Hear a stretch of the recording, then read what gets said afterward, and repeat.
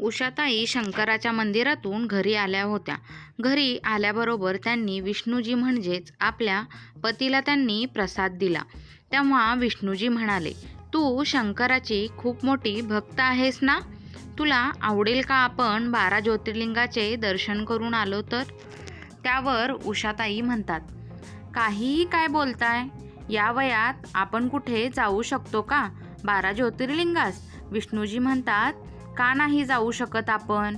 ह्यावेळेस जे पेन्शनचे पैसे येतील त्या पैशांमध्ये आपण 12 ज्योतिर्लिंगाला जाऊया, तेही विमानाने.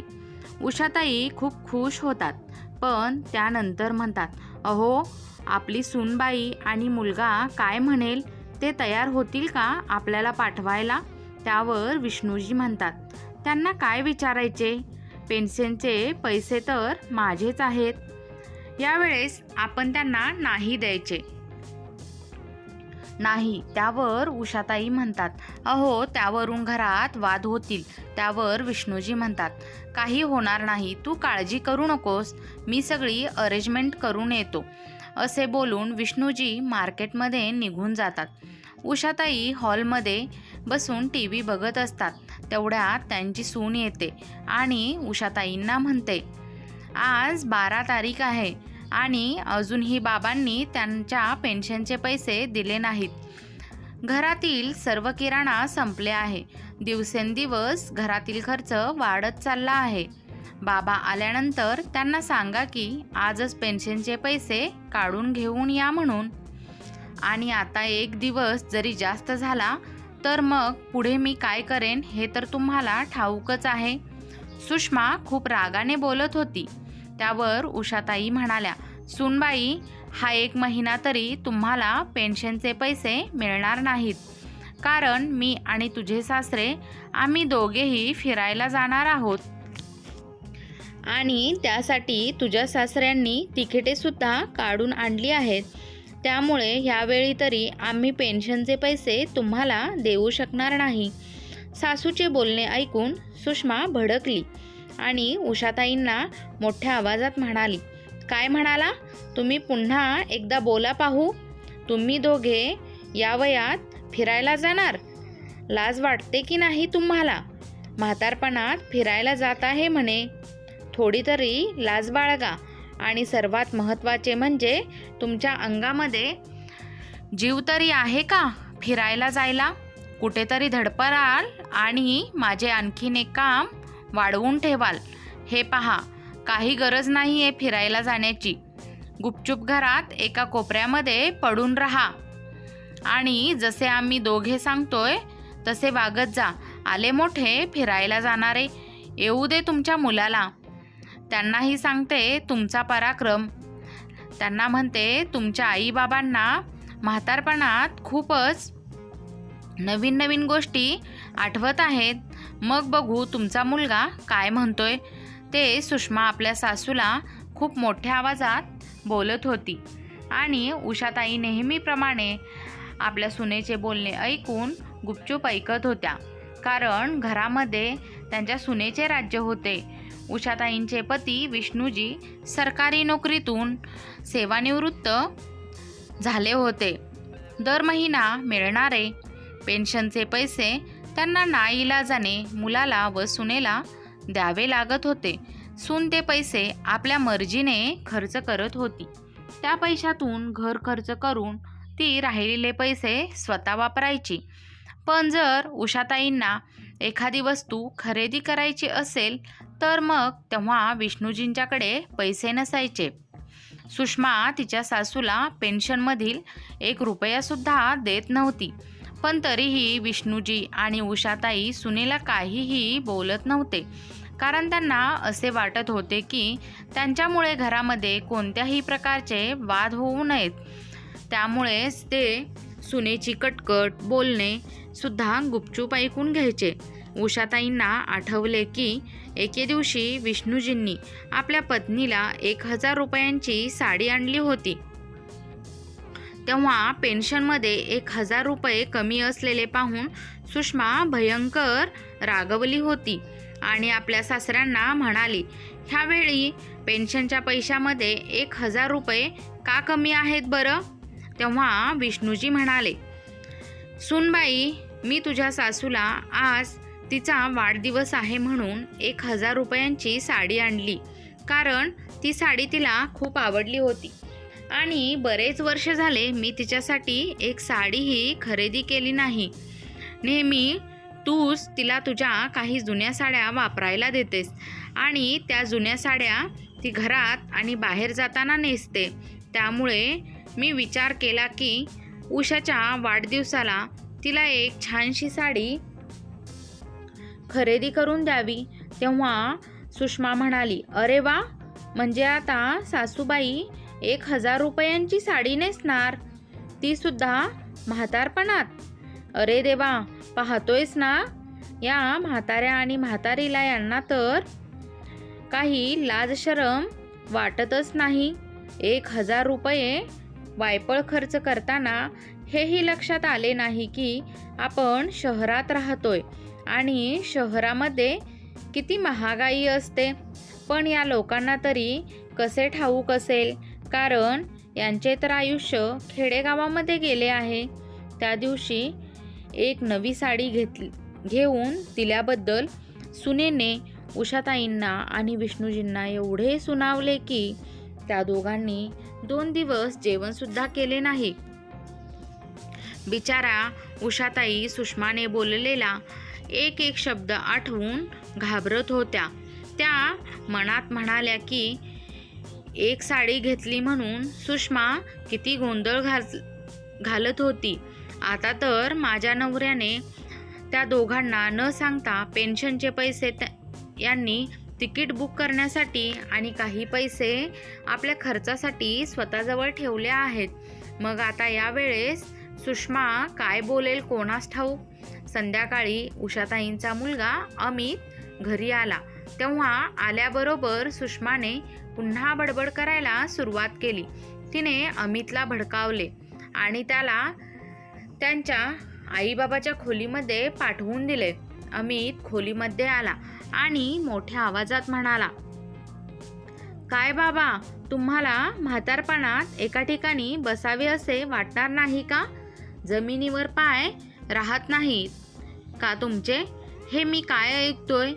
तुम्ही दोघांनी बाहेर फिरायला जाण्याचा प्लॅन बनवला आहे, तेही मला न विचारता.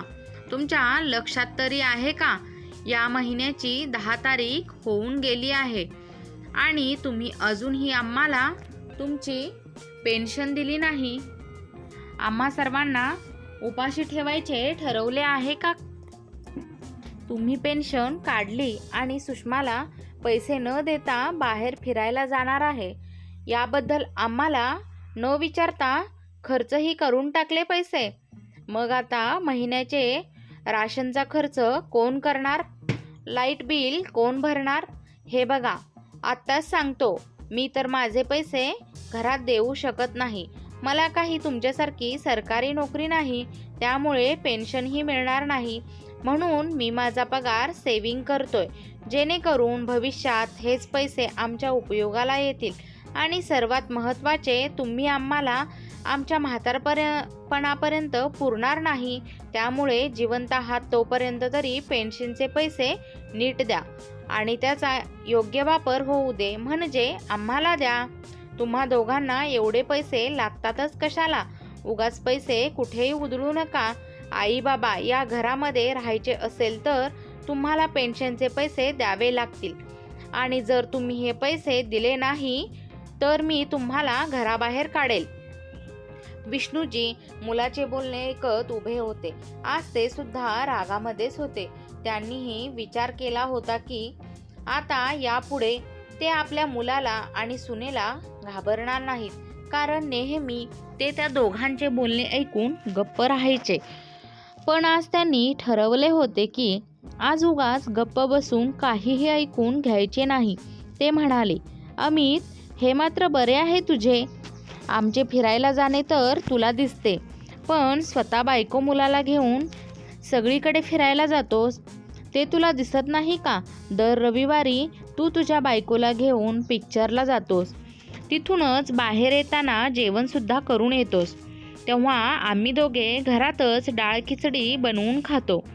तू बाहेर जेवायला जातोस तेव्हा आम्हालाही घेऊन का जात नाहीस? आमच्या 2 भाकरीसाठी तुला खर्च वाढतो का?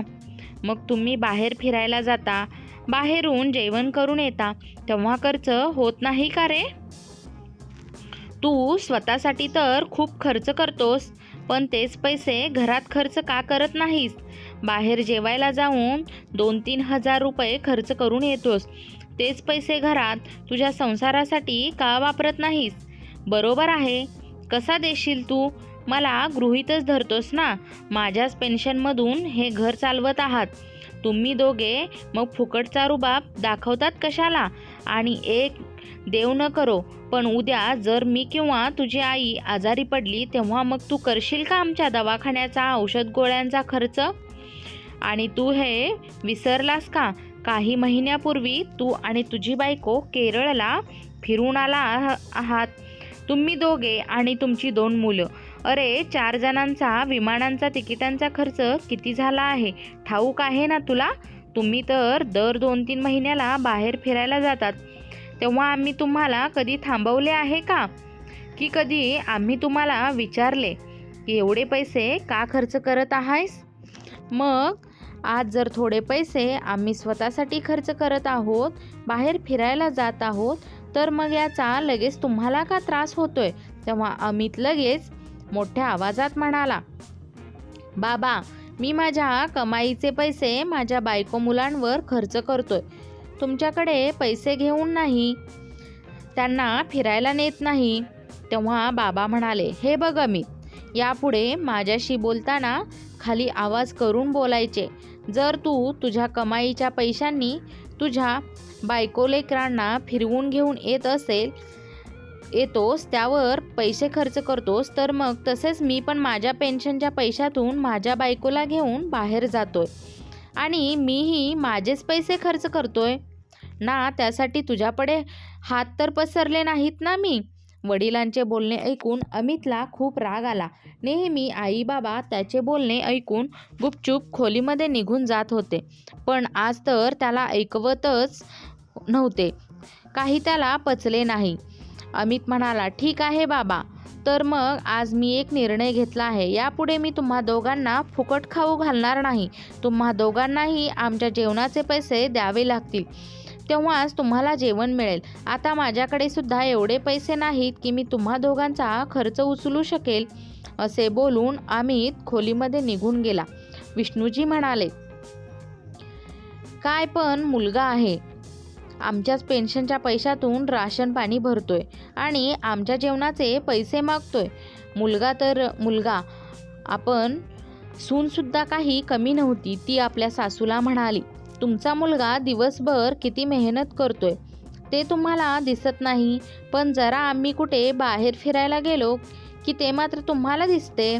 तुमच्या जागी दुसरं कोणी असतं तर त्याने हा विचार केला असता की घरामध्ये सून आहे, मुलगा आहे आणि 2 नातवंडे आहेत, त्यांच्या भविष्यासाठी काही पैसे वाचवावेत. पण नाही, तुम्हाला तर म्हातारपणात फिरायचे आहे. अरे तुम्ही स्वतःच्या मुलाशी स्पर्धा करत आहात. काहीतरी वाटू द्या. आम्ही अजून तरुण आहोत. पण जरा तुम्ही स्वतःकडे बघा. तुमची अर्धी लाकडं स्मशानात गेली आहेत आणि आलेत मोठे फिरायला जाणारे. गुपचूप कोपऱ्यात पडून राहा. एवढे बोलून सून रागाने तिच्या खोलीत निघून गेली. आपल्या मुलाचे आणि सुनेचे बोलणे ऐकून उषाताई रडायला लागल्या. त्या भरल्या डोळ्यांनी आपल्या पतींना म्हणाल्या, अहो, आपण पुन्हा कधीतरी फिरायला जाऊया, पण आता नको. तुम्ही ऐकलं ना, ते दोघे काय बोलत होते? ते दोघेही रागात आहेत. उगाच आपण त्यांच्या विरुद्ध वागलो तर ते आपल्याला जेवणसुद्धा देणार नाहीत. आपल्याला खूप त्रास होईल त्याचा आणि ते दोघेही म्हातारपणात आपले जगणे मुश्किल करतील. तेव्हा विष्णूजी म्हणाले, उषा, तू अजिबात काळजी करू नको. मी असताना तुला आता कोणी काहीही बोलणार नाही. आतापर्यंत जे बोलले ते खूप ऐकून घेतलं आपण, पण आता नाही. यापुढे मी त्या दोघांचं काहीही सहन करू घेणार नाही. आपण पण आता नाही, यापुढे त्या दोघांचं काहीही सहन करून नाही घ्यायचं. विष्णूजी आपल्या पत्नीचे अश्रू पुसत म्हणाले, आता आपण मन मारून जगायचं नाही. उषा, मी माझ्या लहानपणी गरिबी पाहिली, तरीही माझ्या आईबाबांनी कष्ट करून मला शिकवले आणि सर्वात महत्त्वाचे म्हणजे मला गरिबीची जाणीव होती म्हणून मी शिकलो.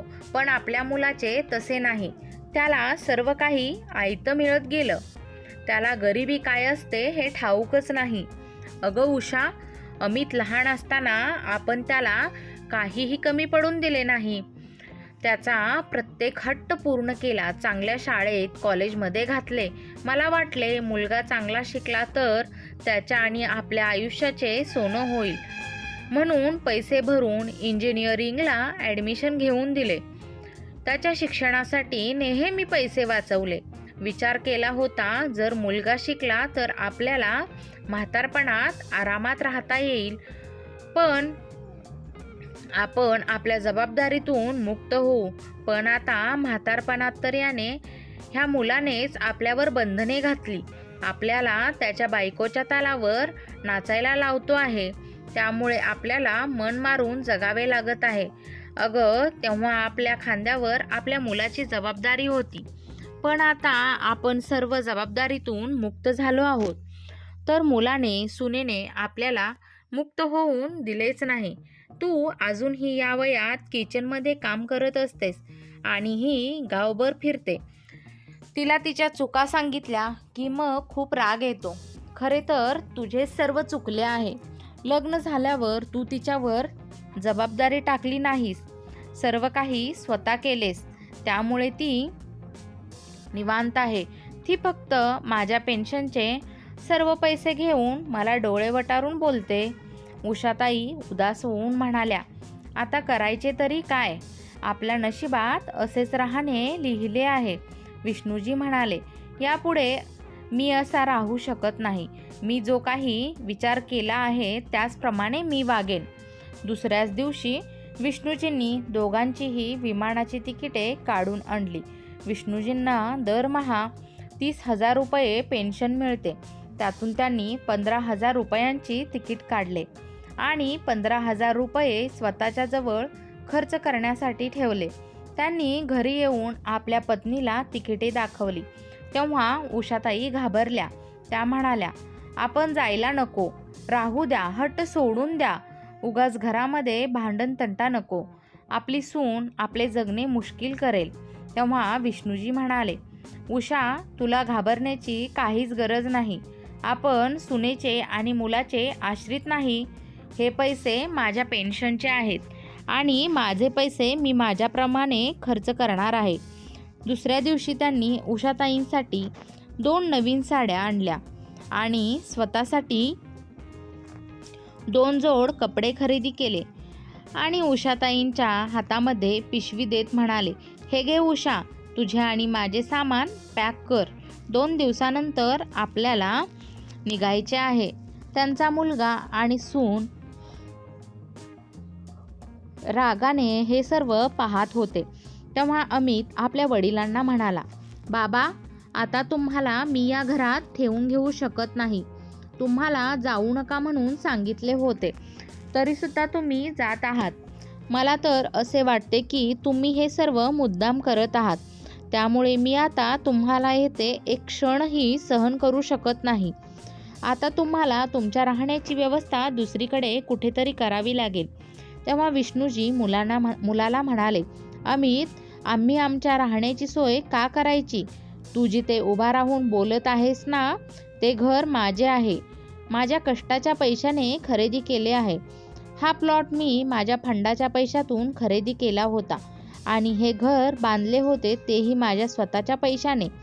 आणि कायद्याने म्हणशील तर हे घर माझेच आहे आणि तू मला माझ्या घरातून बाहेर हो म्हणत आहेस. जाणार तर तुम्ही दोघे आहात ह्या घरातून. उद्या मी आणि उषा बाहेर फिरायला जाणार आहोत, तेही 10 दिवसांसाठी. 10 दिवसानंतर येऊ. या 10 दिवसात तुम्ही तुमची राहण्याची सोय दुसरीकडे कुठेतरी करा. आपल्या वडिलांचे बोलणे ऐकून मुलाच्या आणि सुनेच्या तोंडावर 12 वाजले होते. त्यांच्या स्वतःच्या कानावर विश्वास बसत नव्हता की त्यांचे वडील कधी अशा प्रकारे त्यांच्याशी बोलतील. त्यांनाच घराबाहेर काढतील. तेव्हा सुषमा म्हणाली, बाबा, जर तुम्ही आम्हाला या घरातून बाहेर काढलं तर मग तुम्हाला जेवण कोण बनवून देईल? म्हातारपणात तुमची काळजी कोण घेईल? शेवटी आम्ही तुमच्या कामी येणार आहोत. तेव्हा लगेच विष्णूजी म्हणाले, सूनबाई, तू आधी तुझ्या डोक्यातून हा गैरसमज बाहेर काढ की आम्हाला तुमची गरज लागेल किंवा आम्ही दोघे तुमच्या आश्रित आहोत. आता आम्हाला तुम्हा दोघांच्या आश्रयाची काहीसुद्धा गरज नाही. अगं, माझे घर एवढे मोठे आहे की मी या घरामध्ये 2 लोकांना भाड्याने ठेवेन आणि घरकामासाठी एक कामवाली लावेन. मी माझ्या पेन्शनचे पैसे अगदी माझ्या मर्जीने खर्च करेन. तू आमची काळजी करू नकोस. फक्त स्वतःचा विचार कर की आता तुमचे पुढे कसे होईल. विष्णूजींचा राग पाहून दोघेही दंग झाले. विष्णूजी आणि उषाताई दोघेही आपल्या खोलीत निघून गेले. दुसऱ्या दिवशी ते दोघेही तयार होऊन खोली बाहेर आले. त्यांच्या एका हातामध्ये बॅग आणि दुसऱ्या हातामध्ये विमानाचे तिकीट होती. विष्णूजी मुलाला आणि सुनेला आवाज देत म्हणाले, अमित, आम्ही काही दिवसानंतर परत येणार आहोत. तोपर्यंत तुम्ही दुसरीकडे कुठेतरी तुमच्या राहण्याची व्यवस्था करा. एवढे बोलून विष्णूजी आपल्या पत्नीच्या हातात हात घेऊन एअरपोर्टला जाण्यासाठी निघाले. आज त्यांचे एक स्वप्न पूर्ण होणार होते. त्यांच्यासोबत त्यांच्या पत्नीची सुद्धा इच्छा पूर्ण होणार होती. प्लेनमध्ये बसल्यानंतर दोघे पती पत्नी खूप खुश होते. उषाताईंच्या डोळ्यातून आनंदाश्रू तर थांबतच नव्हते. त्यांनी कधी स्वप्नातही विचार केला नव्हता की त्याही कधी विमानाने प्रवास करतील. ते दोघेही 12 ज्योतिर्लिंगांच्या पहिल्या ज्योतिर्लिंगाच्या ठिकाणी पोहोचले. तिथे त्यांनी ज्योतिर्लिंगाचे दर्शन घेतले आणि आजूबाजूच्या परिसरातही फिरायला लागले. हे त्यांच्या आयुष्यातील सर्वात चांगले दिवस होते. विष्णूजी म्हणाले, उषा, तू खुश तर आहेस ना? मला फक्त तुला आनंदी बघायचे आहे. कितीतरी दिवसातून आज आपण मनसोक्त जगलो आहोत. अगं, आपल्या काही इच्छा नसतील का की आपल्या म्हातारपणासोबत आपल्या इच्छासुद्धा मरून गेल्या आहेत? तेव्हा उषाताई म्हणाल्या, बरोबर बोलत आहात तुम्ही. आपल्या मुलाने आणि सुनेने ते आपल्या चेहऱ्यावरचे हसूच हिरावून घेतले होते. प्रत्येकाला आपलं आयुष्य आपल्या पद्धतीने जगण्याचा हक्क आहे, मग तो तरुण असो किंवा म्हातारा. आणि तसेही म्हातारपणात तर माणसाचे मन अगदी लहान मुलासारखे असते. पण आजकालच्या अमितसारख्या मुलांना तर हे पटतच नाही. त्यांना फक्त स्वतःच्या आनंदाशी मतलब आहे. स्वार्थी असतात अशी मुले. आई वडिलांच्या सुखदुःखांबद्दल किंवा इच्छांबद्दल त्यांना काही देणे घेणे नसते. विष्णूजी म्हणाले, अगं उषा, हे एक फार बरे आहे. आपल्याला पेन्शन तरी मिळते. म्हणून तर आपण आज आपल्या पेन्शनच्या जोरावर आपल्या मुलाशी बोलू शकत आहोत. पण त्या आईवडिलांचे काय, ज्यांनी आपली सर्व जमापुंजी मुलांवर खर्च केली आणि आपल्या म्हातारपणासाठी काहीही शिल्लक ठेवले नाही. आणि तीच मुले जर आपल्या आईवडिलांना त्रास देत असतील तर मग त्या आईवडिलांनी काय करायचे? ते बिचारे आपले म्हातारपण कसे जगत असतील? माझे तर असे म्हणणे आहे की माणसाने जिवंत असेपर्यंत आपले सर्व काही मुलांना देऊ नये. काही आईवडील असा विचार करतात की जे काही आहे ते सर्व आपल्या मुलांचेच आहे. मग ते प्रेमापोटी मुलांना सर्व काही देऊन टाकतात आणि त्यानंतर काही दिवसांनी आईवडील मुलांना सुनांना नकोसे होतात. म्हणूनच प्रत्येक आईवडिलांनी जिवंत असेपर्यंत कोणतीही प्रॉपर्टी मुलांच्या नावावर करू नये. प्रॉपर्टी, पैसे आपल्या हाती ठेवावी. जर आपल्या हातात सर्व काही असेल तर समजून जायचे की आपले म्हातारपण सुरक्षित आहे. आणि जर आपल्याजवळ काहीच नसेल तर मग समजायचे की म्हातारपणात मुलांकडून त्रास हा निश्चित आहे. अगं, आज आपल्याकडे पैसे आहेत म्हणूनच तर आपण आपल्या पेन्शनच्या जोरावर विमानाचा प्रवास करत आहोत. नाही तर आपला मुलगा आपल्याला घराबाहेर जाऊ देत नव्हता. त्यानंतर दोघांनी खूप गप्पा मारल्या. 10 दिवस आनंदात गेले. 10 दिवसानंतर विष्णूजी आणि उषाताई घरी पोहोचले. तेव्हा त्यांनी पाहिले की अमित डोक्याला हात लावून बसला होता. आई वडील आलेले पाहून त्याने आई वडिलांचे पाय धरले आणि म्हणाला, बाबा मला माफ करा, माझे चुकले. आता यापुढे मी कधीही तुम्हाला त्रास देणार नाही. आई वडील दोघेही एकमेकांकडे पाहतात. तेव्हा विष्णूजी म्हणतात, सुषमा कुठे आहे? तेव्हा अमित रडायला लागतो आणि म्हणतो, बाबा तुम्ही गेल्यानंतर सुषमाला अचानक चक्कर आली आणि जमिनीवर पडली. तेव्हा मी तिला डॉक्टरांकडे घेऊन गेलो. डॉक्टरांनी एक टेस्ट केली. तेव्हा त्यात तिला जीवघेणा आजार असल्याचे समजले. आजपर्यंत मी माझ्या पगारातील एकही पैसा घरात न देता भविष्यासाठी उपयोगी पडेल म्हणून ठेवला. सर्व पैसे किंवा त्याहूनही जास्त पैसे आता सुषमाच्या उपचारावर खर्च करावे लागणार आहेत. आजपर्यंत तुम्ही तुमच्या पेन्शनवर घर चालवत होतात आणि मी माझे पैसे फक्त माझ्यासाठी आणि माझ्या बायको मुलांसाठी वापरले. मी एकदाही तुम्हाला विचारले नाही की बाबा तुम्हाला खूप खर्च होतोय, मीही थोडा हातभार लावतो. मी कधीच आईला किंवा तुम्हाला माझ्याकडून काहीच दिले नाही, तर मी फक्त घेत आलो आणि म्हणूनच देवाने आज मला सुषमाच्या आजाराची एवढी मोठी शिक्षा दिली आहे. बाबा आज मला आणि सुषमाला खूपच पश्चाताप होतोय. आमच्यावर खूप मोठं संकट ओढावलं आहे. तुम्ही म्हणाला होता 10 दिवसात घर खाली करा, पण मला आणखीन थोडी अवधी द्या असे म्हणून तो रडू लागला. मुलाला रडताना पाहून उषाताईंच्या डोळ्यातून पाणी आले, पण विष्णूजी हाताची घडी घालूनच उभे होते. ते म्हणालेत, आम्ही तुझ्यावर विश्वास ठेवावा असा तू नाहीस, त्यामुळे मला आधी सूनबाईचे रिपोर्ट दाखव. अमितने लगेच वडिलांच्या हातात फाईल दिली. त्यांनी फाईल चेक केली. तेव्हा खरेच अमित जे काही बोलत होता ते खरेच होते. विष्णूजींनी डोळ्यावरचा चष्मा काढला आणि त्याला विचारले, डॉक्टर काय म्हणाले? अमित म्हणाला, डॉक्टरांनी सांगितले की लवकरात लवकर उपचार सुरू करावे लागतील. साधारण 10 लाख रुपये खर्च येईल असे म्हणाले. तेव्हा विष्णूजी म्हणाले, ठीक आहे, उद्या सूनबाईला हॉस्पिटलमध्ये घेऊन जाऊ. तू पैशांची काळजी करू नकोस. पैसे कमी पडले तरी आपली गावाकडची जमीन विकू.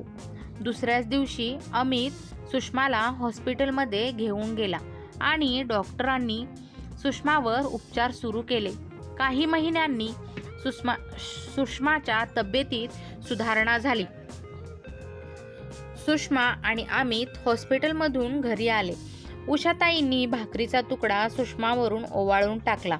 घरी आल्याबरोबर सुषमा आणि अमितने आई वडिलांचे पाय धरले. अमित म्हणाला, बाबा तुम्ही महान आहात. आज सुषमा फक्त तुमच्यामुळे जिवंत आहे.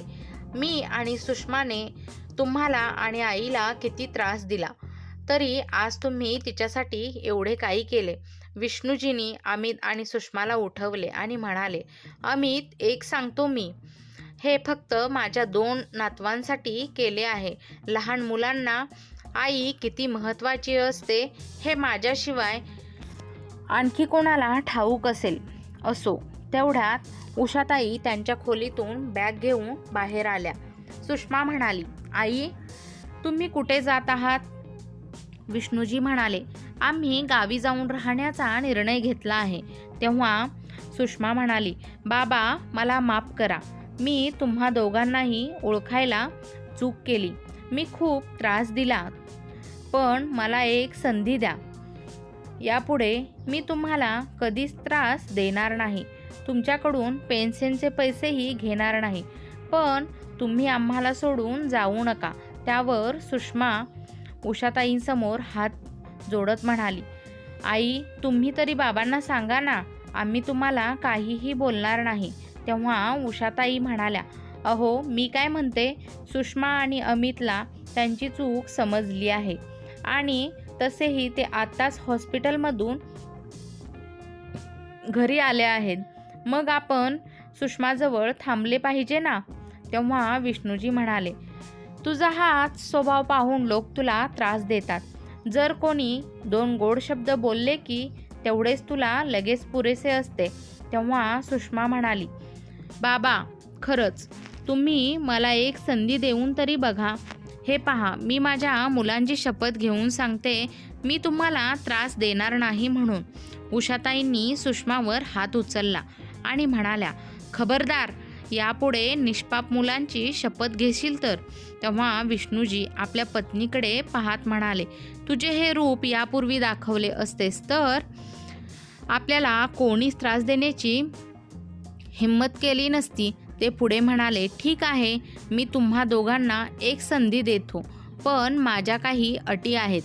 मी आता यापुढे माझ्या पेन्शनचे सर्व पैसे देणार नाही. मी फक्त 10,000 रुपये देईन. बाकीचे 20,000 रुपये मी माझ्याजवळ ठेवणार आहे, कारण मला माझ्या आणि माझ्या पत्नीच्या औषधांचा खर्चसुद्धा आहे. आणि आम्हाला सारखे सारखे तुमच्याकडे पैसे मागणे चांगले वाटत नाही. माझेच पैसे मला तुमच्याकडे मागावे लागतात आणि हे मला मान्य नाही. आणि हो, आणखीन एक, जोपर्यंत आम्ही जिवंत आहोत, या घराचे मालक आम्ही दोघे पती पत्नीच आहोत, हे लक्षात असू दे. तेव्हा सुषमा म्हणाली, बाबा आम्हाला तुमच्या सर्व अटी मान्य आहेत. अमित म्हणाला, बाबा मी आता तुमच्याकडून पैसे घेणार नाही. घरातील राशन, लाईट बिल सर्व काही मी बघेन. त्यानंतर दुसऱ्या दिवसापासूनच सुषमाच्या वागण्यात फरक दिसू लागला. ती सकाळी लवकर उठली, घरकाम करू लागली. तेवढ्यात उषाताई मंदिरातून घरी आल्या. तेव्हा त्यांनी पाहिले की सुषमा किचनमध्ये काम करत होती. त्या पटकन किचनमध्ये गेल्या आणि सुषमाला म्हणाल्या, अगं सुषमा, तुला कालच तर हॉस्पिटलमधून डिस्चार्ज मिळाला आहे.